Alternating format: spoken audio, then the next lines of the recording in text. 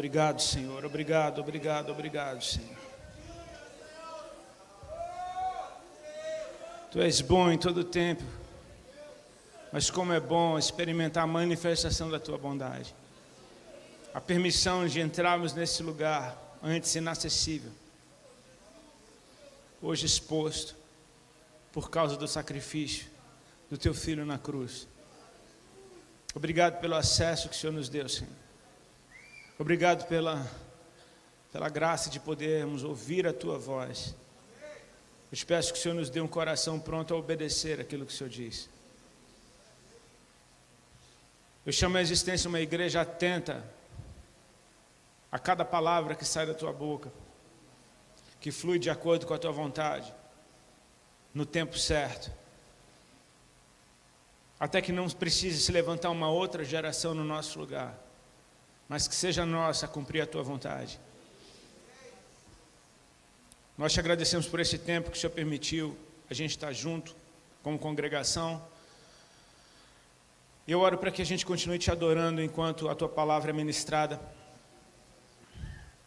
Eu oro para que essa boa semente encontre boa terra e que venha um bom fruto que permaneça e glorifique o Teu nome. E que assim seja em nome de Jesus. Amém. Amém, igreja. Pode tomar teu assento, fique à vontade.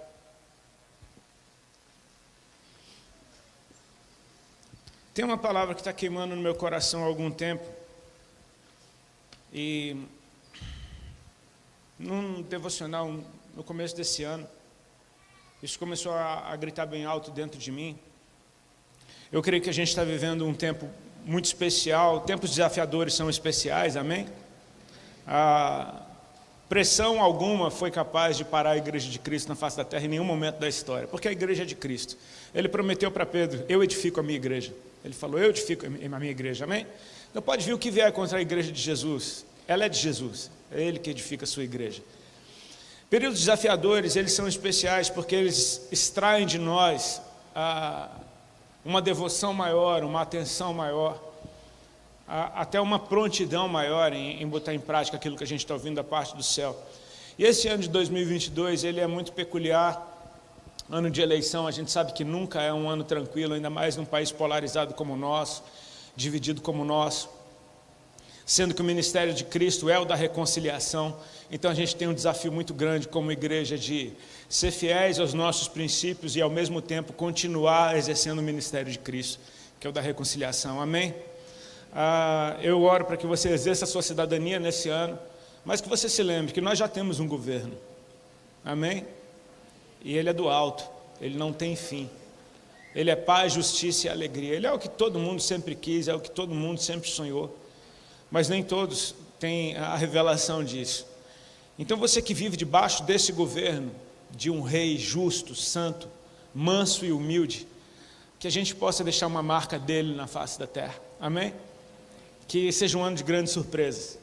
Mas o Senhor começou a ministrar algumas coisas no meu coração, porque a gente entende, por exemplo, quando a Bíblia diz que o juízo começa pela casa do Senhor, eu creio que esse é um ambiente profético, onde o Senhor começa a revelar aquilo que Ele vai fazer. Ele mesmo disse que jamais fará coisa alguma sem antes revelar aos seus servos, os profetas. Ouçam os profetas e prosperareis, amém? E viver de uma forma profética, ela é muito mais simples. Eu acho que essa é a vida normal da igreja. Porque quando Jesus ele nos dá uma palavra profética, Ele está, na verdade, mostrando um futuro. Ele está dizendo: é isso que vai acontecer, eu estou te deixando saber antes, para que você se alinhe com aquilo que eu estou dizendo, e que você chame a existência, que você seja um sinalizador para o mundo daquilo que está vindo. Eu gosto desse exemplo porque ele é bem simples, mas imagina que no meio do maior calor, no verão aqui em São Paulo, que eu sei que não é brincadeira, até ontem estava bem quente, Deus começar a te mandar usar um casaco de neve. E você fala: Senhor, mas o que você quer dizer? É Deus dizendo: eu estou avisando que vem frio por aí. Eu quero te usar de maneira profética para anunciar o que vai acontecer. É mais ou menos assim. Então a gente precisa, de certa forma, se colocar nas mãos de Deus e deixar Ele operar na nossa vida aquilo que Ele quer fazer do lado de fora, porque começa do lado de dentro, amém?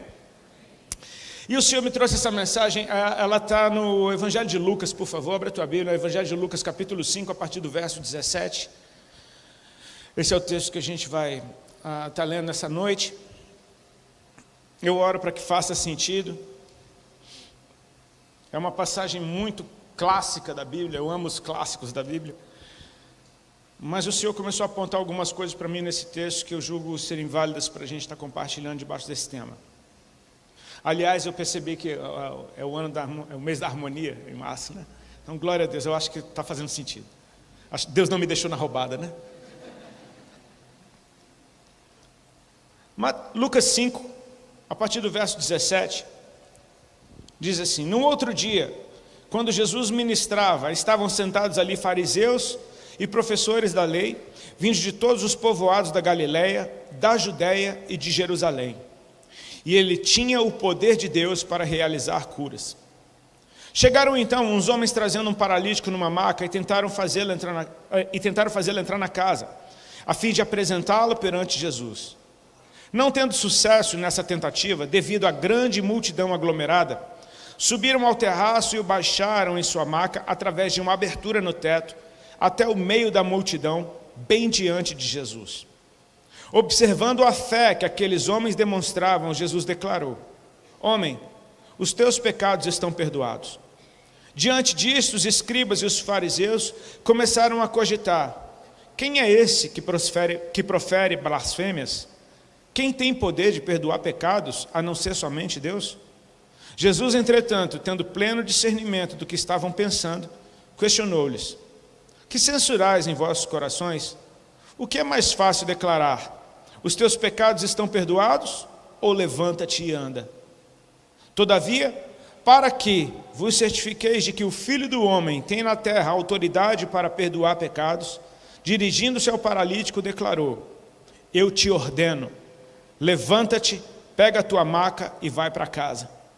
Naquele mesmo instante, o homem se levantou diante de todos os presentes, pegou a maca em que estivera prostrado e correu para casa, louvando e bendizendo a Deus. E todos ficaram estupefatos e glorificavam a Deus. E tomados de grande temor, exclamavam: Hoje vimos grandes prodígios. Que o Senhor nos abençoe. Amém? Eu amo algumas traduções onde dizem: e todos ficaram maravilhados, ou todos ficaram atônitos, né, de queixo caído. Repete comigo: todos. Amém? Quero que você guarde isso. Todos os presentes concordaram com uma coisa no final: eles estavam atônitos, reconhecendo que viram maravilhas, que viram prodígios naquele dia. Eu preciso começar contando um pouquinho da minha história para vocês. Eu entreguei minha vida para Jesus em 2001, em janeiro de 2001. Eu e a minha esposa, a Alexandra, a gente não era casado na época, a gente estava, enfim, ambos éramos usuários de drogas. Eu estava como vocalista do Raimundos naquela época, era uma banda que fazia muito sucesso naquele tempo. A minha esposa, ela gostava de rave, eu gostava de maconha, ela gostava de êxtase. A gente era um casal que tinha tudo para dar certo, amém? A Ali, ela veio de uma família cristã, que todos estavam fora dos caminhos do Senhor naquele tempo, mas tinham raízes cristãs. A Ali se lembrava de Jesus, do Jesus que os pais dela serviram quando ela era criança. A Ali, desde o dia que ela entregou a vida para Jesus dela, pela primeira vez, aos 15 anos de idade, ela nunca teve um compromisso com Deus. Ela era daquelas que vai na igreja, aceita Jesus e sai da igreja e esquece de Jesus. Ela era exatamente desse jeito. Toda vez que as coisas começavam a dar errado na vida dela, ela corria para dentro de uma igreja, aceitava Jesus de novo, chorava, dava dízimo, dava oferta, comprava coisa na lojinha e saía da igreja e esquecia de Jesus de novo. Ela estava meio que viciada nesse ritmo de só procurar Jesus quando as coisas davam errado, e no mínimo sinal de alívio, ela já se esquecia daquilo e voltava para a vida dela. Quando a gente estava junto, a gente se reencontrou em 2000, a gente se conheceu em 94, mas ficou junto em 2000, foi um ano bem difícil. Apesar de eu estar no auge da minha carreira, ou seja, na fase mais exposta, e você ser uma pessoa com vida pública não é fácil, porque você não tem o direito de ser humano em público, né? Você tem que ser o que as pessoas esperam de você. Era um período muito difícil para mim, porque foi um ano em que eu comecei a adoecer. Eu sempre me gabava da minha saúde, de ser um cara atlético e enfim, gostava de ser saradinho, mas eu estava me deparando com uma realidade. Meu corpo estava apresentando sintomas de enfermidade. eu comecei a perder muito peso e de cara eu comecei a ficar com cara de quem está com enfermidade. Ao ponto de muitas pessoas chegarem até mim e falar: Rodolfo, o que está acontecendo? Tipo, vai fazer um exame de HIV. Tipo, cara, você está feio, você está mais feio, né? Mais feio do que você era. Você está feio mesmo, sabe? Tipo assim, tem os caras feios, tem os que eles são feios mesmo. Eu estava desse jeito, sabe? Aquele cara que se for comprar uma máscara de Halloween, a mulher só dá os elásticos, sabe? Tipo assim, tinha que falar essa que eu ouvi. Aquele cara que se tiver um irmão gêmeo, ele ainda é o mais feio dos dois, sabe? Tipo assim, eu estava desse jeito. E, além da perda de peso, começaram a aparecer caroços no meu corpo. Eu encontrei primeiro um debaixo do braço, era para mim uma ínguazinha, então não dei muita atenção, ínguas vêm e vão. Só que não ia embora, apareceu no outro braço, apareceu na virilha, começou a multiplicar, aumentou de tamanho. E os meses iam passando e nada daqueles caroços diminuírem ou desaparecerem, eles só aumentavam, multiplicavam. E eu estava naquela época tomando 2 anti-inflamatórios por dia para poder fechar os braços e me sentir em paz, e esquecer um pouquinho. Mas eu não conseguia esquecer.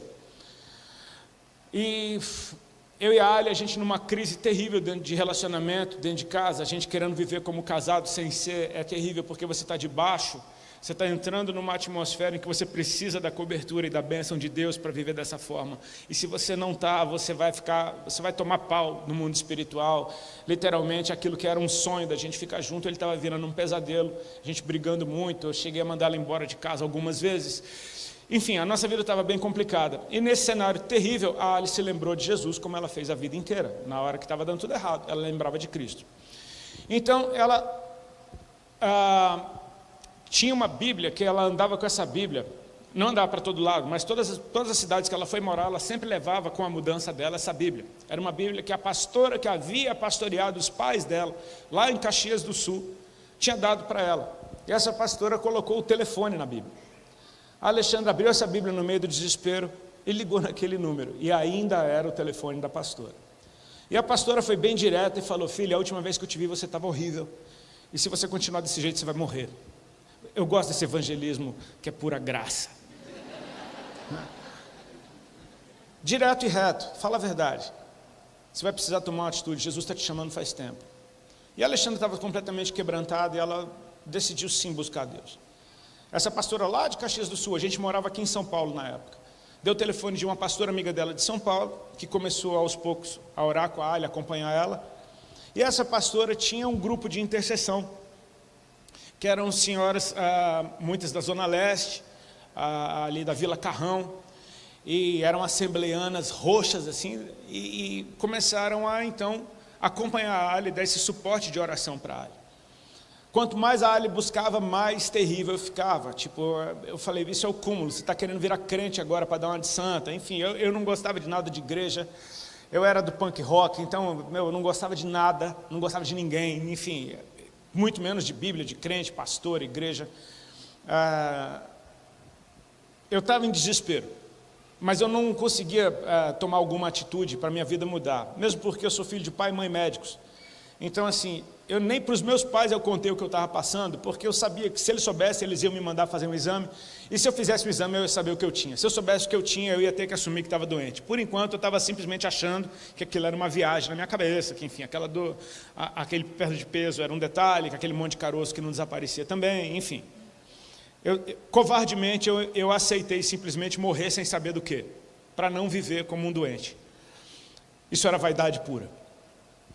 Até que a Alexandra vem com a notícia de que aquelas irmãs vão fazer uma campanha de oração lá na nossa casa, que vai ser toda segunda-feira à tarde.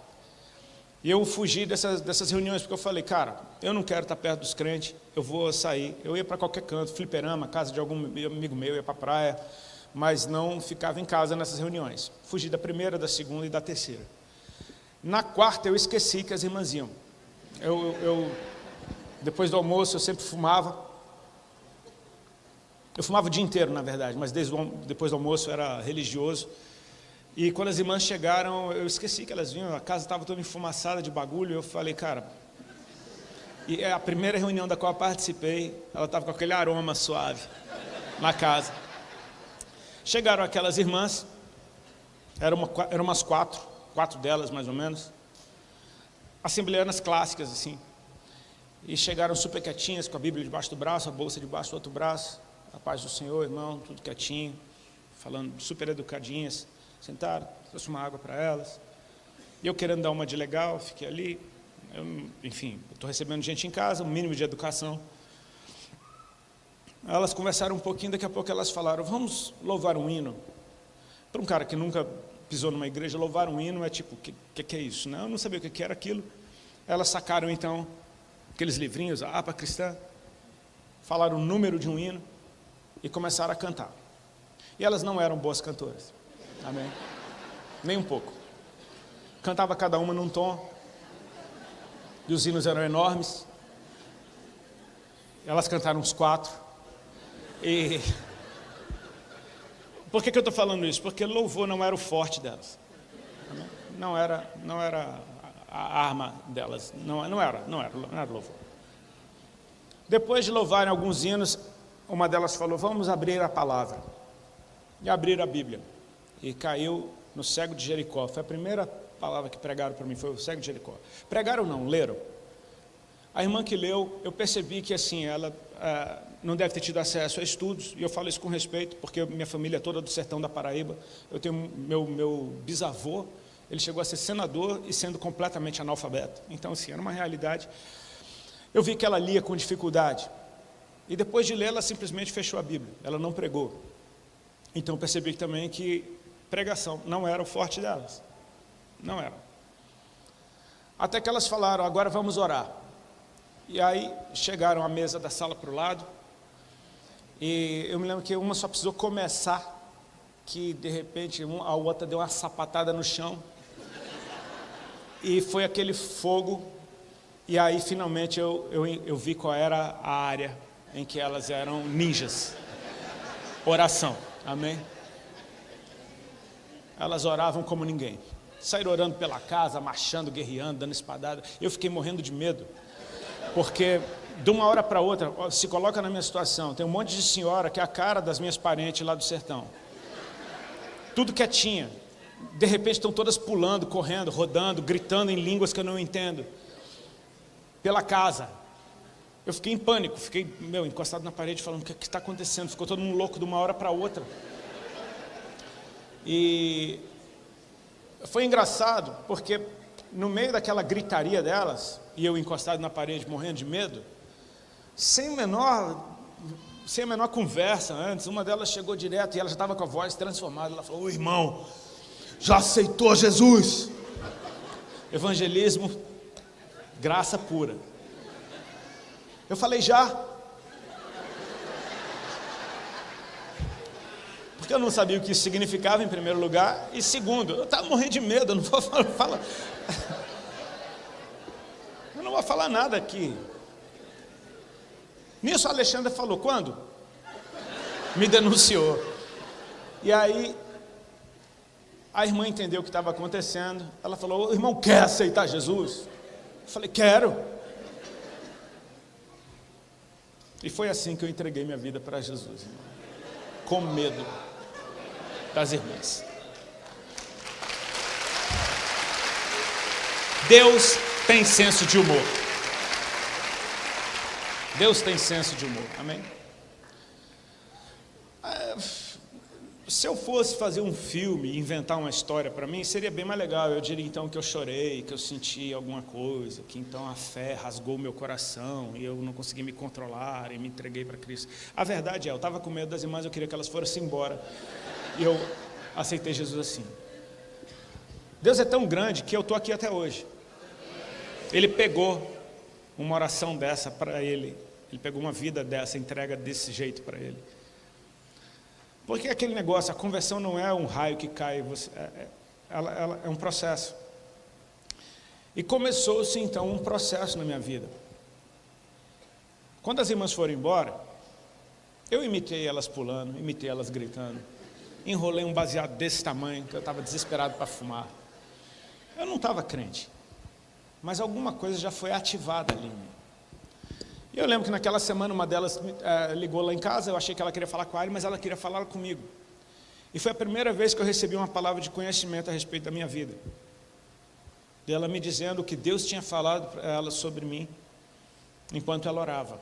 A princípio eu estava desconfiado, achando que a Ali tinha contado nossos problemas para ela, mas quando ela começou a falar da minha infância, de coisas de eu criança, cara, a minha criança foi tocada naquela hora.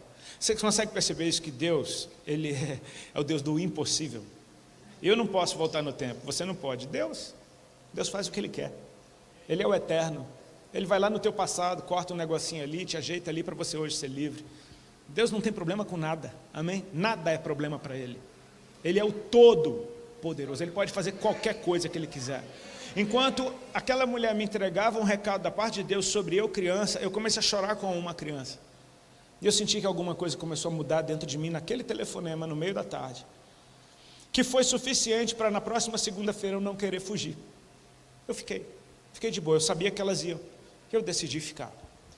E quando eu fiquei, chegaram elas, oi, tudo bem? Eu já estava mais à vontade com a presença delas. Vamos louvar um hino? Claro. Vamos ler a palavra? Sim. Vamos orar? Chega a mesa para o lado, começa a orar, já não me assustei mais. Elas correndo, gritando pela casa, tudo normal. Eu estava me sentindo super à vontade, crente. Até que uma delas veio na minha direção, parou diante de mim e começou a orar com a mão na minha cabeça. Ela estava orando em línguas e ficou orando com a mão na minha cabeça. Até que ela baixou a mão até a minha barriga e ficou orando com a mão na minha barriga.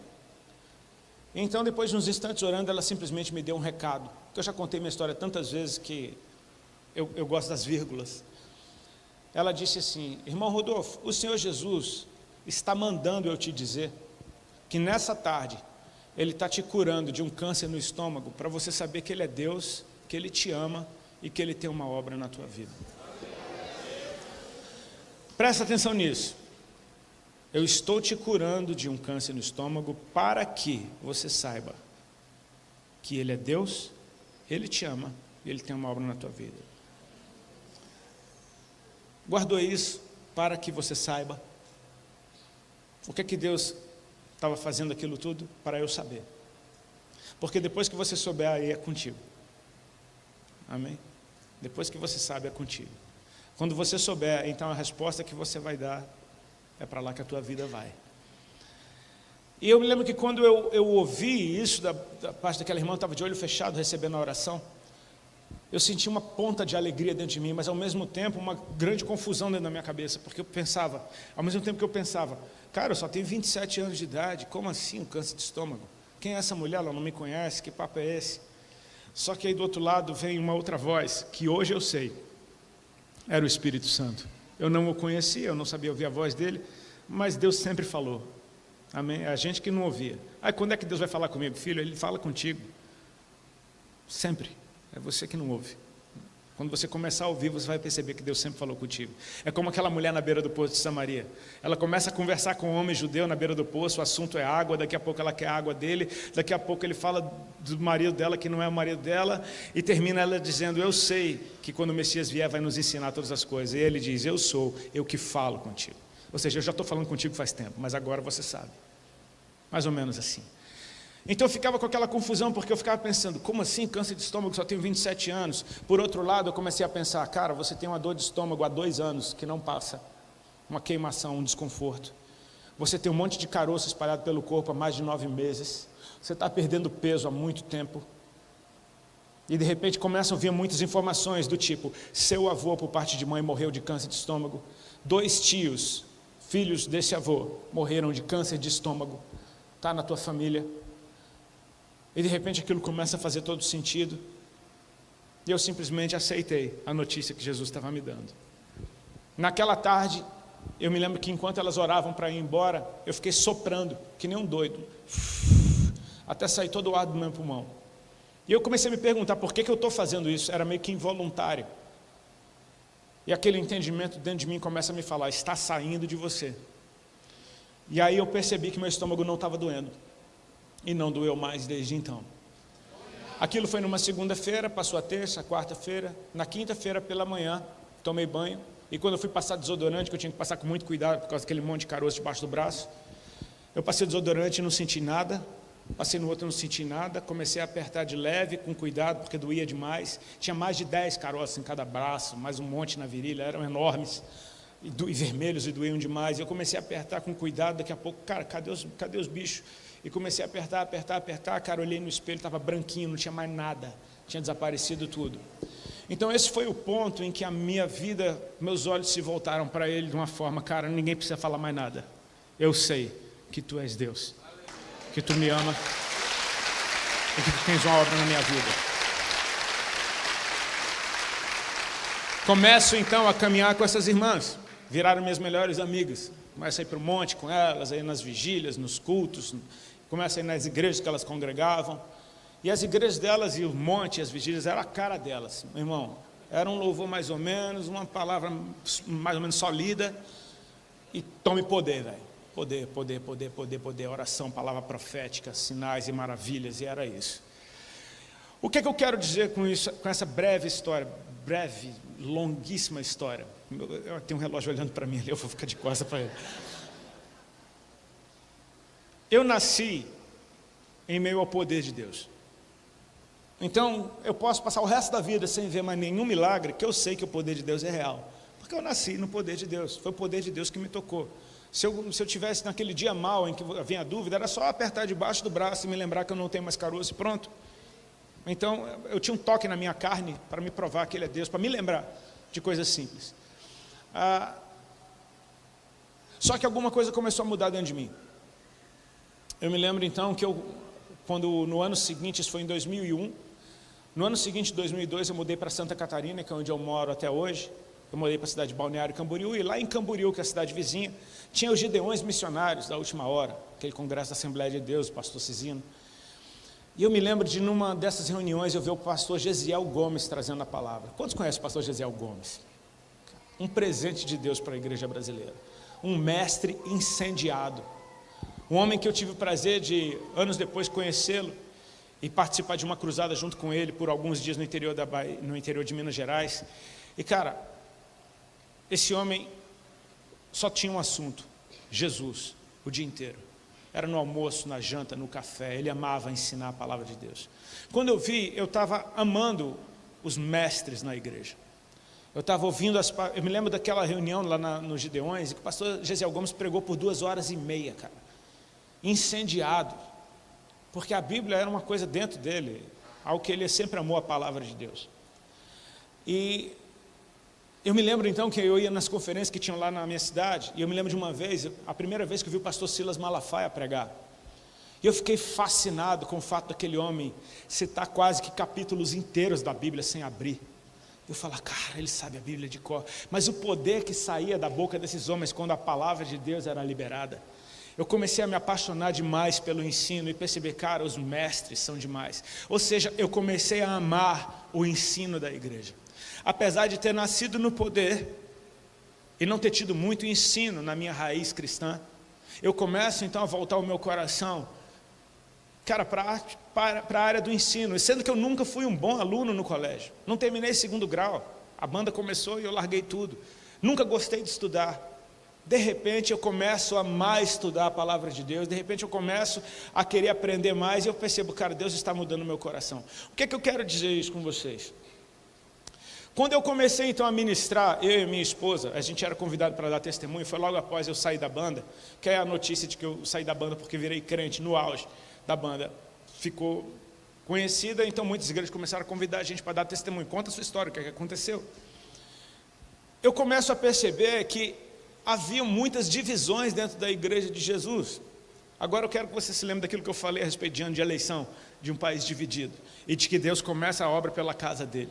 Eu comecei a perceber essas divisões dentro da casa de Deus, porque teve uma graça que Deus deu para mim e para minha esposa desde o princípio. A gente é convidado para todo tipo de denominação. Eu saio de casa às vezes com uma mensagem, eu prego numa batista, numa presbiteriana, numa Assembleia de Deus. Eu prego numa igreja de nome estranho, prego numa igreja só de guri, prego numa igreja só de ancião. A mesma mensagem. E ela é boa em todas, sabe por quê? Porque é a palavra de Deus. Eu começo a perceber então que o pessoal do ensino, de igrejas mais voltadas para o ensino, tinham desprezo e até zombavam do pessoal das igrejas do poder. Você vai naquela igreja lá de pula-pula, das meninices, daquelas línguas bem estranhas, né, irmãos? Xícaras, sílabas. As pessoas faziam piada das coisas do poder, rejeitando completamente esse lado da igreja de Cristo. Aí eu ia nas igrejas do poder e falava, você vai naquelas igrejas sorveterianas, aquelas igrejas geladas, aquelas igrejas que dá sono no culto, aquelas igrejas que ninguém bate uma palma, que o louvor é morto. E eu começo a perceber, cara, o que é que acontece dentro da igreja de Jesus? Porque sabe qual é a coisa que eu mais amei a respeito de Cristo? Ele todo. Sabia que Ele é muito maior do que você imagina? E que se você ama Jesus, por que não amá-lo inteiro? Esse ano o Senhor começou a me acordar, pregue isso, porque não tem como ter uma nação unida se antes eu não tiver uma casa unida, porque Jesus é o dono da casa, aliás, Ele é a própria casa. Se eu rejeitar uma parte do corpo de Cristo, é uma parte de Jesus que eu estou rejeitando. Que tal se a gente abraçasse o corpo inteiro? Que tal se a gente abraçasse tudo que vem dele? Ainda que seja um lençol com animais impuros, se está descendo do céu e tem uma voz do céu dizendo para eu comer, então deve ser uma delícia. Amém?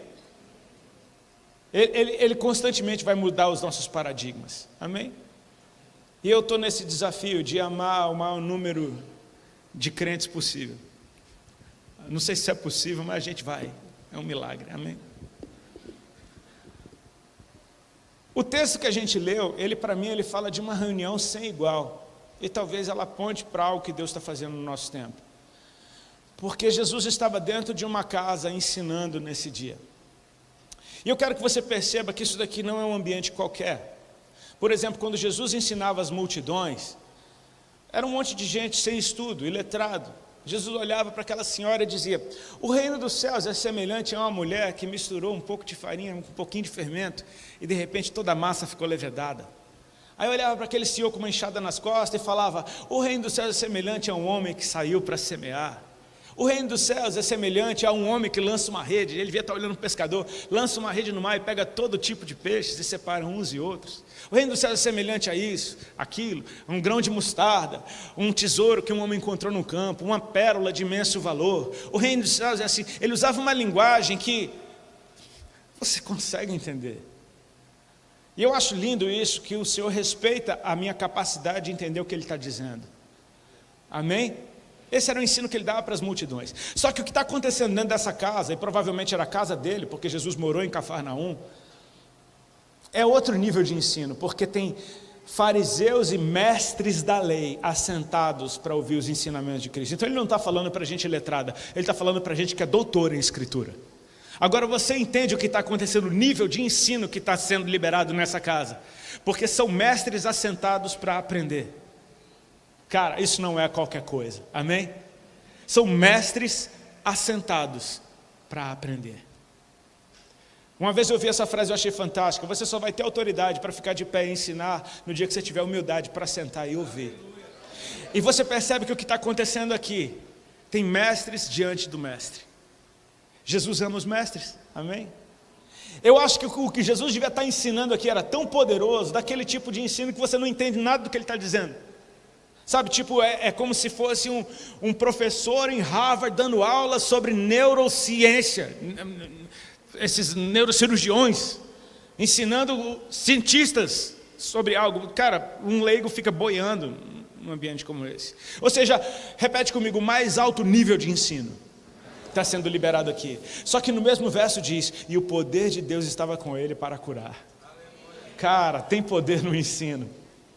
Poder e ensino podem andar juntos, amém? Tem poder no ensino e tem ensino no poder, porque a gente fala dos milagres de Cristo e sempre tem algo para aprender naquilo que Ele fez.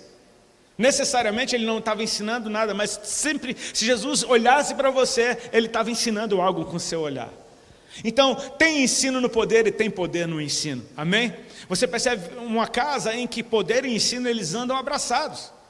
Porque Jesus está no ambiente. Agora, interessante é isso, o poder de Deus estava com ele para curar doentes. E cara, provavelmente não tinha nenhum doente dentro dessa casa. Mesmo porque fariseus, sacerdotes, aqueles que servem no templo pela lei de Moisés, não podia ter defeito algum. Né? Um cara com nariz como o meu, jamais ministraria no templo.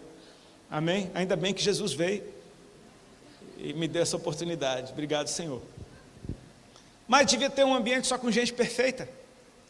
aprendendo, gente que sabe aprendendo, mas o poder de Deus estava com ele para curar doentes. Então tem algo acontecendo do lado de dentro que é para o lado de fora. Amém? Eu acho lindo quando Jesus faz coisas do lado de dentro, porque, cara, quando tem um mover acontecendo do lado de dentro, pode ter certeza, tem algo que ele está movendo do lado de fora. Como a descida do Espírito Santo em Atos 2. Os que estavam dentro ouviram um som do céu. Os que estavam dentro discerniram que era como um vento impetuoso. Os que estavam dentro viram como que línguas de fogo caindo sobre cada um deles. Os que estavam dentro foram batizados pelo Espírito Santo. Os que estavam dentro começaram a falar em línguas estrangeiras que ninguém do lado de dentro entendia. Só que nisso o som de dentro sai para o lado de fora. E de repente do lado de fora está todo mundo entendendo o que está sendo dito do lado de dentro. Então Deus está, quando Ele está fazendo alguma coisa do lado de dentro, pode ter certeza, existe algo do lado de fora acontecendo. E nesse ambiente aqui não foi diferente. Do lado de fora tinham homens tentando introduzir um paralítico diante de Jesus, mas não podiam por causa da multidão. E cara, aqui eu estou falando de um povo que ensino e poder estão ali, mas de certa forma alguma coisa precisa ser ativada. E você sabe o que é que ativa isso? É fé, meu irmão. Amém? Porque não adianta só ficar ouvindo a palavra e achando muito lindo aquele ensino, né? Como num dos profetas está escrito, eles vêm ouvir você, mas eles vêm para você como quem ouve uma poesia, um bom cantor. Eles só se maravilham com as suas palavras. Do mesmo forma, não adianta ficar vendo milagre e a tua vida não ser transformada. É preciso que haja fé para que coloque essas coisas em ativação. Amém? Esses caras, para mim, eles representam intercessores. Gente que sem nome, sem rosto, que talvez você não está nem vendo aqui, mas eles podem estar ali por trás, guerreando no mundo espiritual para que isso daqui possa estar acontecendo. Amém? Eu amo os intercessores. Foram através da vida de intercessores que eu fui alcançado. Amém? Por onde eu passo, eu encontro gente que dizia, cara, minha mãe orava por você quando você aparecia na televisão. Você estava lá com a banda muito doido, minha mãe botava as mãos. Cara, Deus levantou muitos intercessores para orar pela minha vida. Gente que eu nunca conheci, talvez nunca vá conhecer. Mas Deus levantou intercessores para me trazer até aqui. Porque intercessores fazem isso, eles levam você em espírito, eles levam o seu nome diante da presença de Deus. Eles te apresentam diante do Senhor. E esses caras, eles percebem de uma maneira muito profética. Nesse nível a gente não tem como chegar até ele. Vamos precisar subir a lugares altos para de lá poder alguma coisa acontecer. Os intercessores fazem isso, eles sobem, eles vão bem alto. Amém? Assim como o Zaqueu que queria ver Jesus e não podia por causa da multidão, ele sobe para ver Jesus de lugares altos. Esses intercessores sobem no teto da casa. E cara, eles levam o paralítico numa maca com eles para o teto da casa. Cara, isso não é qualquer coisa. De repente os intercessores começam a fazer algo profético aqui, que representa muito bem o que eles fazem. Eles começam a abrir o céu. Imagina você está dentro dessa casa, e de repente o telhado começa a ser arrancado. Então o céu começa, entendeu? Você começa a ver o céu exposto. Mas não é um milagre que está acontecendo, é simplesmente a fé movendo, quebrando estruturas, destruindo barreiras. Amém? Esses caras estão abrindo o telhado, e não é um buraquinho qualquer, você não coloca um paralítico numa maca por um buraquinho qualquer. Cara, eles arrancaram o teto da casa toda. E estão descendo um paralítico agora que desce diante de Jesus. Então, de repente, Jesus olha para esses caras, Jesus diz, vendo a fé deles, a fé desses homens que não tinham problema, vendo a fé desses homens que não estavam ouvindo o ensino, vendo a fé desses homens de que Ele é quem Ele é. Jesus então diz para o paralítico, os teus pecados te são perdoados. Isso é bem interessante a respeito do Senhor, porque Deus vai na raiz, cara. Como João Batista falou, o machado está posto à raiz. Amém? O que isso quer dizer? Às vezes eu levo para Cristo aquilo que eu digo que é meu problema, e o Senhor diz, tá, mas qual é o seu problema? Tipo assim, você acha que esse é o seu problema? Não, o seu problema não é bem esse. Mais uma vez falando da mulher da beira do poço de Samaria, eu acho fantástico, porque ela, quando ele fala dessa água viva, que quem beber nunca mais terá sede, ela diz para ele qual é o problema dela. Ela fala, então Senhor, me dá dessa água para que eu não tenha mais sede e não precise mais vir aqui buscá-la. Ela falou, esse é o meu problema. Jesus fala, vai lá, chama o teu marido e vem cá. Ela falou, não tenho marido. Esse é o teu problema, não é a água. Ou seja, ele vai na raiz, amém? É bem interessante Jesus parar diante de um cego e perguntar, o que é que você quer que eu te faça? Tipo, né? Tem um paralítico diante dele sendo levado pelo teto. E Jesus diz para ele: eu vou resolver o seu problema. Os teus pecados são perdoados, cara. Porque Deus vai na raiz. Amém? Ele vai na raiz. Nisso, os doutores da lei, aqueles caras que deviam estar até gostando do ensino, eles travaram, porque agora, opa, quem é esse que diz blasfêmias? Porque só um pode perdoar pecados e é Deus. E eles estão certos. Amém? O erro está em não reconhecer quem é que está diante deles, porque quem está diante deles é Deus. Aquele que está ali tem o poder de perdoar pecados. E Jesus, conhecendo o coração deles, diz: por que vocês ficam censurando isso no coração? O que é mais fácil dizer? Perdoados estão os teus pecados? Ou levanta e anda?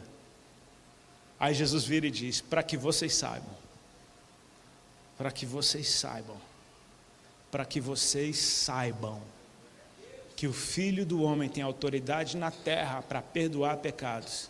Jesus vira para o paralítico e diz: eu te ordeno, levanta, toma a tua cama e vai para a tua casa. Cara, e quando Jesus diz isso, entra em ação uma coisa que às vezes a gente até esquece. Por quê? Porque quando a Bíblia começa, Deus está se manifestando como Criador, criando todas as coisas. Amém? Até que Ele termina a criação. Amém? E aí a gente esquece de que Ele continua sendo Criador, porque a criação terminou. Mas Ele continua sendo Criador. E tudo que Ele criou foi pela sua palavra. Amém? Então você precisa olhar para a palavra de Deus de um ponto de vista um pouquinho mais profundo. A palavra de Deus é uma realidade que Deus cria para você. Quando Ele fala, Ele cria. Se Deus disser para você: bom dia, seu dia ficou bom na hora. E se Deus disser para um paralítico: levanta e anda, o paralítico agora tem uma realidade na qual ele pode viver, na qual ele anda. Amém? É uma ordem, é imperativo, não é uma sugestão. Eu te ordeno, levanta-te, toma a tua cama e vai para a tua casa. Imediatamente, esse cara deu uma resposta à palavra de Deus. Imediatamente ele pega a maca e sai correndo e glorificando a Deus. E nessa hora, cara, eu quero que você entenda o que aconteceu nessa casa. Todos ficaram completamente satisfeitos. O povo do ensino ficou satisfeito. O povo do poder ficou satisfeito. O povo da intercessão e da fé ficou satisfeito. O necessitado saiu curado e teve salvação. Cara, que reunião completa é essa? Isso é o que acontece quando Jesus está em casa. Não interessa o que você mais gosta nele. É lícito você ter uma coisa favorita, mas não rejeite as outras manifestações do corpo de Cristo, porque é Jesus que está operando cada uma delas. Eu amo ter amigos que pensam diferente, e no corpo de Cristo isso me traz muitos problemas. Eu me lembro que no começo da pandemia, eu vi muitos amigos meus brigando na internet, e eu perdi muitos amigos, sabe por quê? Porque eu não tomei partido de um ou de outro. Eu sou amigo dos dois, eu vou entrar na treta. Eu vou usar a frase de um amigo meu, ele disse: cara, eu até entro na guerra com você, agora nas tuas tretas eu não me meto. Se resolva. E de repente, e aí um lado achava que eu estava com o outro e não falava mais comigo. Aí o outro lado achava que eu estava com um e não falava mais comigo. Então eu perdi amigos, porque eu não fiz nada, simplesmente porque eu tenho amigos que pensam diferente. Mas eu percebo, cara, é como aqueles X-Men, entendeu? É como esse povo dos cartoons que um atira flecha de fogo, o outro fica invisível, o outro vira água, o outro vira gelo, o outro só é inteligente, sei lá, o outro tem dinheiro. E eu percebo, cara, existem situações em que só aquele resolve. Naquela situação é aquele outro que resolve. E se a gente aprende a abraçar e a honrar o que o corpo de Cristo carrega, então eu vou ter uma visão de um Cristo muito mais completo, e a plenitude de Cristo é o alvo. É experimentá-lo completamente.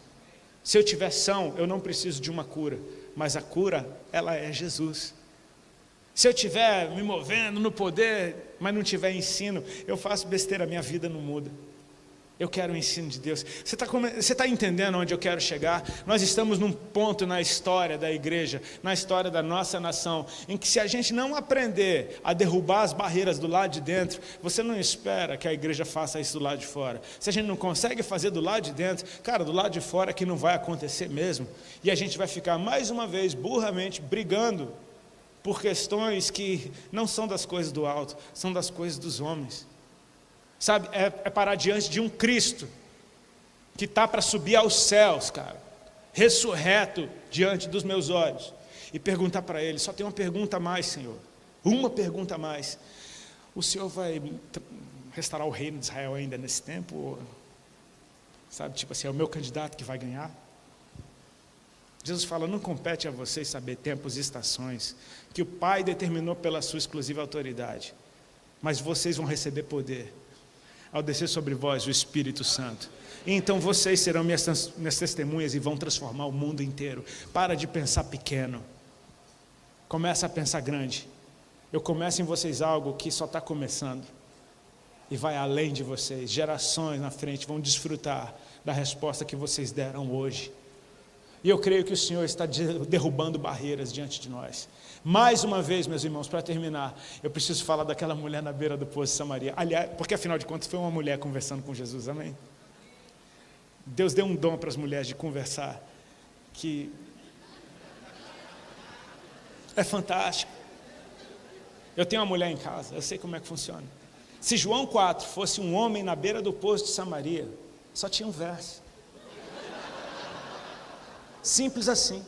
Jesus estava sentado na beira do poço, cansado da viagem. Então veio um homem tirar água na beira do poço. E Jesus disse, homem, me dá de beber. E o cara disse, tome.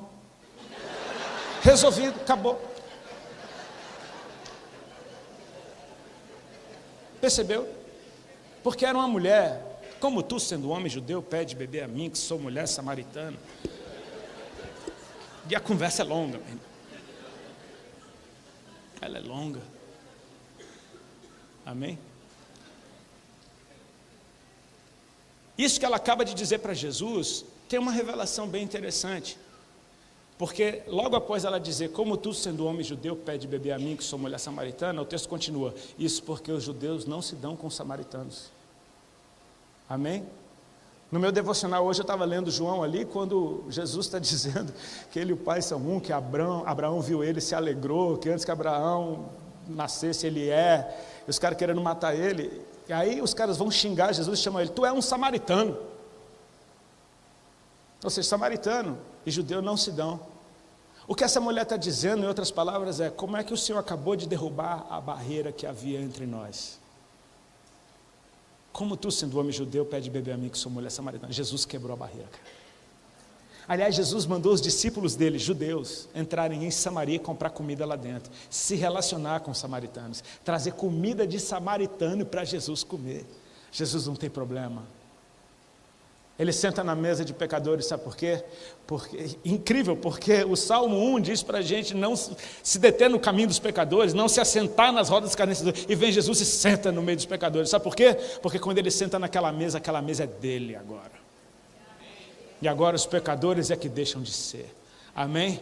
Não toca no leproso porque você vai ser contaminado. Jesus toca no leproso e é o leproso que fica puro. Porque o que está nele é muito maior do que aquilo que está no mundo. E Ele nos deu esse poder, amém? Um poder de se relacionar, meus irmãos. Entendendo, nós somos luz nesse mundo e onde a luz chega, as trevas têm que ir embora. Nós somos o fermento e não a farinha. A gente não tem que ficar com medo de ser farinhado. Não, a gente é o fermento. O problema é da farinha quando a gente chegar. É entender, cara, nós temos um ministério dado por Cristo, o ministério da reconciliação. E Ele está nos chamando para cumprir esse papel na face da terra, mas isso precisa acontecer primeiro do lado de dentro de casa. Eu queria pedir para você ficar de pé no teu lugar, eu já passei 6 minutos do meu horário, me perdoem, apóstolo.